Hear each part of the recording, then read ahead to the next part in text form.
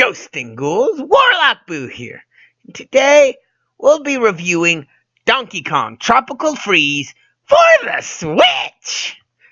Now, why didn't I review Donkey Kong Tropical Freeze when it came out?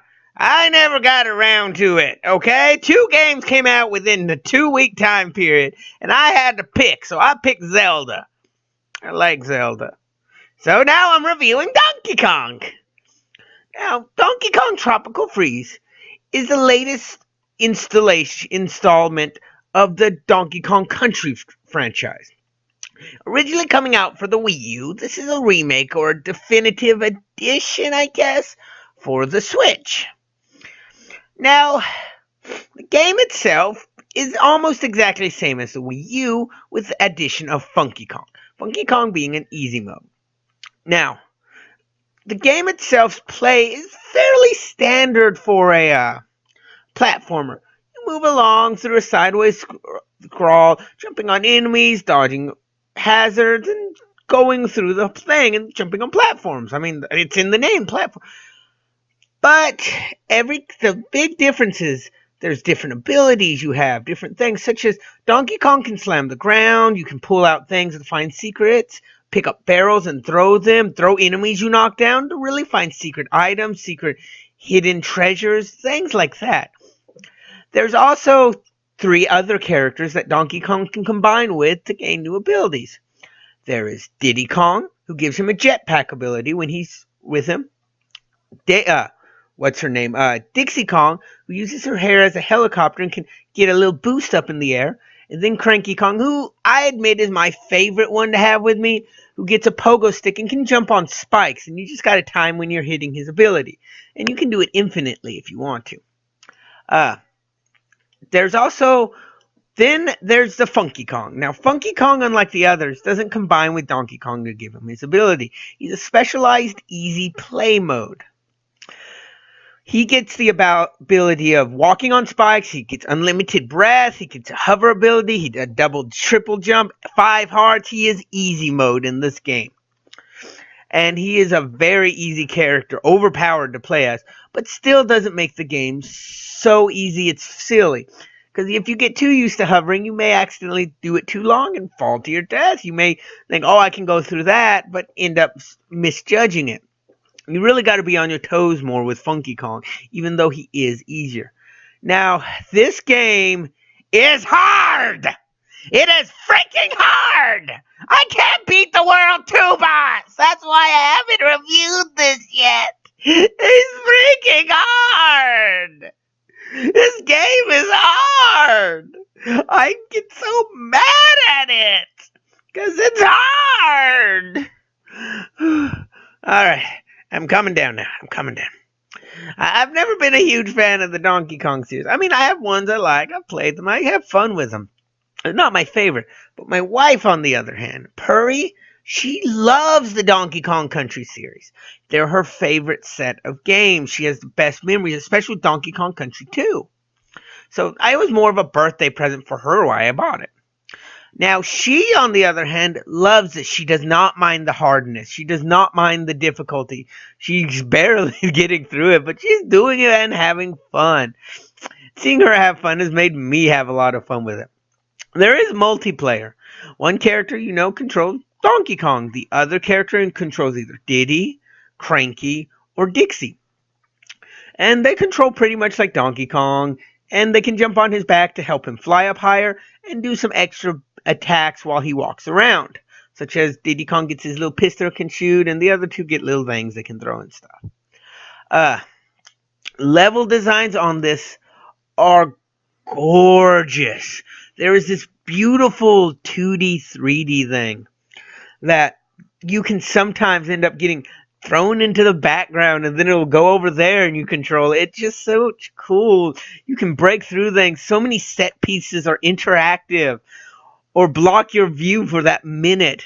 And there's my favorite levels. It's all in black and white and shadowy. So you can't and then there are enemies that look like bushes.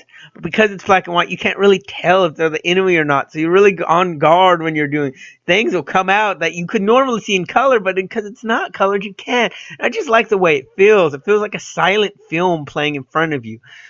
and it's just not perfect. The music is perfect for this game. It connects so well with the series and just works. Everything, sound effect, music, all combined together with the backgrounds to make a gorgeous, gorgeous game.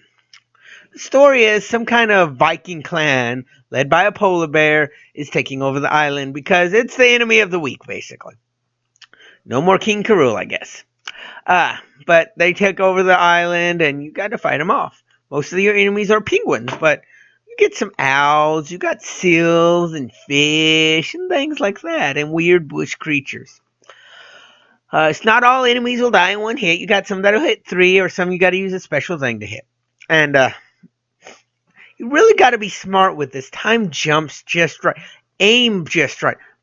Everything has to be perfect. And it is hard. This is a game with very few chances for failure. You get sometimes little safety nets, but not a lot.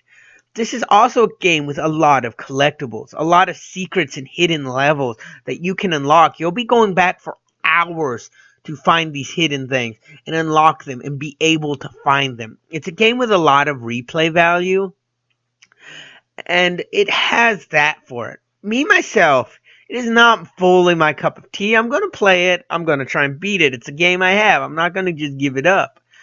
But it is a hard game, especially after coming off the heels of games like Kirby and Mario Odyssey, which are fairly easy games until you beat them and get the harder stuff.